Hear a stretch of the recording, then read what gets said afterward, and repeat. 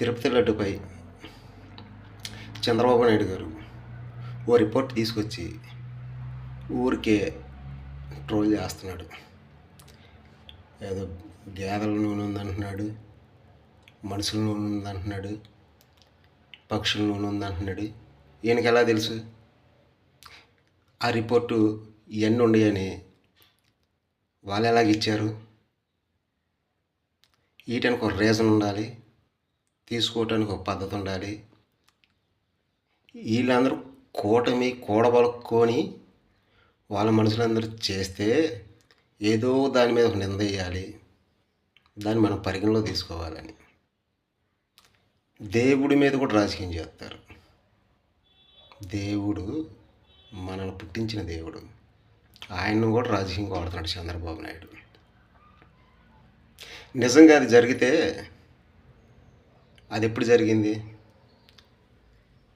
ఆ TTD department checking చేసుకొని దానికి సంబంధించిన ఫుడ్ ఇన్స్పెక్టరు ఎవరో ఉంటారు, ఎప్పటికప్పుడు టెస్టింగ్లు చెక్కింగ్ చేసుకుంటారు. అది జరిగింది జూలై నెలలో. అప్పుడు ప్రభుత్వం ఎవరిది? జగన్ గారిదా? మీదే కూటమిదే? మరి ఇప్పుడు కూడా మేమే అవినీతి చేస్తున్నాం అన్నప్పుడు నువ్వేందుకు సీఎంగా తప్పుకో. ఇంకా మేమే వైసీపీ వాళ్ళే సీఎంగా ఉన్నారు, మేము ప్రతిపక్షంగా ఉన్నామని మాట్లాడుకుంటున్నారు మీరే.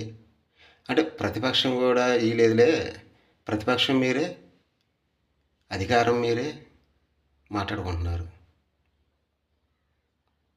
బుద్ధి ఉండాలి.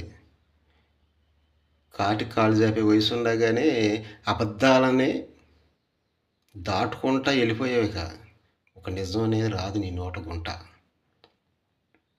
ఎట్లా నమ్ముతారు ఈ జనం? ప్రజలను ఇంకా మోసం చేస్తున్నారు. కొంతమంది ప్రజలు కూడా ఆ మైకులో ఉంటున్నాడు. నాకు తెలిసి ఈ పవన్ కళ్యాణ్, ఈ చంద్రబాబు నాయుడు గారు వశీకరణ చేస్తున్నాడు అనుకుంటున్నాను. మనుషుల్ని వశీకరణ చేస్తున్నాడు. ఆయన ట్రోల్ ఆయనలో తిప్పుకుంటారు. జగదేక వీరుడతల సుందర సినిమాలో అమలేష్పూర్ వశీకరణ చేస్తాడు, పుర్రి తీసుకొచ్చి. ఈయన ఒక లెటర్ తీసుకొచ్చాడు, దానికి పెద్ద ఇదైపోయింది, అవినీతి జరిగిపోయింది అంటున్నాడు. ఒక సీఎం హోదాలో ఉన్న పెద్ద వ్యక్తి, 74-70 సంవత్సరాలు ఉన్న వ్యక్తి అలా మాట్లాడతాడా? నిజాలు నిరూపించుకోవాలి. ఏదో ఒక దాన్ని ట్రోల్ చేస్తాడు, దాని నుంచి తప్పించుకోవటానికి ఏడుస్తాడు. దాన్ని నమ్మంటనే మా జగన్మోహన్ రెడ్డి గారు, మా నాయకులు పరిగణలోకి తీసుకొని అది ప్రెస్ మీట్ పెట్టి మా వాళ్ళు ఆన్సర్ ఇస్తున్నారు. అక్కడ మీరు ఫెయిల్ అయిపోతున్నారు. మీరు చేసేది ఏమీ లేదు, మూటములు చదువుకోవటం తప్ప రెండోది లేదు. ఎందుకు ముందుకు తొందరపడతారు, తర్వాత దాన్ని తీసుకోవటానికి బాధపడతారు. చూస్తున్నారండి జనం, మీ పార్టీ వాళ్ళు మిమ్మల్ని నమ్మట్లా. ఎంతవరకు ఇది సామాజికం? అందరికీ ముందుంది ముసల పండగ. ఈవీఎంలతో గెలిచి సీఎం అయ్యి, డిప్యూటీ సీఎం అయ్యి జనాలని ఎరక్కొట్టి చేస్తాం, చంపేయటం. మరి ఏ ప్రభుత్వంలో నేను చూడలేరులాగా. మీ ఎజెండా పార్టీని ఎదిరికిస్తే కొడతాం, మీ ఎజెండా మీ పార్టీలోకి రాకపోతే కొడతాం.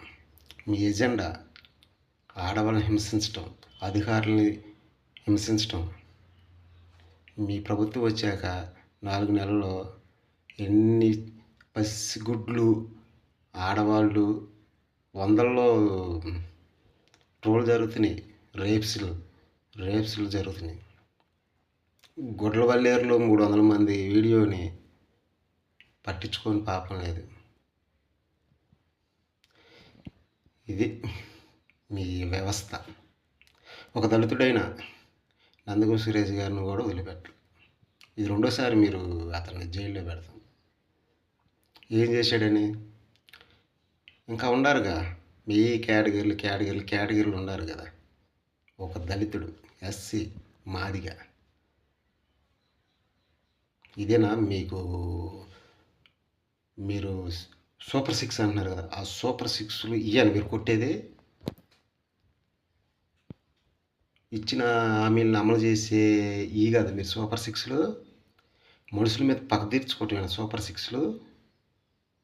సూపర్ సిక్స్ అంటే ఇట్లా డిపార్ట్మెంట్ మీ చేతిలో తీసుకొని, చట్టం, న్యాయం ఈ మొత్తం మీ చేతిలోనే తీసుకొని, ఒక బాల్ను కొడితే సిక్స్ అన్నట్టు మీరు ఒక మనిషిని కొడతమే సూపర్ సిక్స్. అంతేగాని మీరు ఒక పద్ధతి పాడు ఏమీ లేదు. ఓకే, ఎన్నాళ్ళు జరుగుద్దో చూద్దాం. లడ్డు దేవుడు ప్రసాదం. హిందువైనా, ముస్లిమ్స్ అయినా, క్రిస్టియన్స్ అయినా ఎవరి ప్రసాదం వాళ్ళదే. అది దేవుడి నైవేద్యం. మన హిందూ సంప్రదాయం ప్రకారంగా వేల వేల మంది, లక్షల కోట్లు వస్తారండి అక్కడికి. ఇరు రాష్ట్రాలు మొత్తం అక్కడికి వస్తారు. అది తింటే అప్పటికప్పటికి పాయిజన్ అవ్వాలి, డిఫరెన్స్లోకి వెళ్ళాలి, చాలామంది అనారోగ్యం పాలవ్వాలి. సరే, ఆయన చేశాడు తప్పు అనుకుంటే ఆ నాయకుడు, మీరు అప్పుడే పరిగణలో తీసుకోవాలిగా. మీరే డైరెక్ట్గా డిపార్ట్మెంట్కి కూడా, వాళ్ళు కూడా దీన్ని పరిగణలో తీసుకొని చెకింగ్ చేయకుండా, వాళ్ళకి ఏ అనుమానం లేకుండా, సరే వాళ్ళకి అనుమానం వస్తే చేయాలి. ఇప్పుడు మీరు చెప్తేనే చేసినట్టుంటారు వాళ్ళు కూడా చేయలే. ఒక మాటకు వస్తే మీరే డైరెక్ట్గా ఒక ల్యాబ్లో దీన్ని కూడా ఒక అవినీతిని పెడదాము అని చేశారు అంతే. ఒక రిపోర్ట్ తీసుకొని వచ్చారు. ఎట్లాంటి రిపోర్ట్లు చాలా ఇస్తారు. ఎందుకు ఎవరు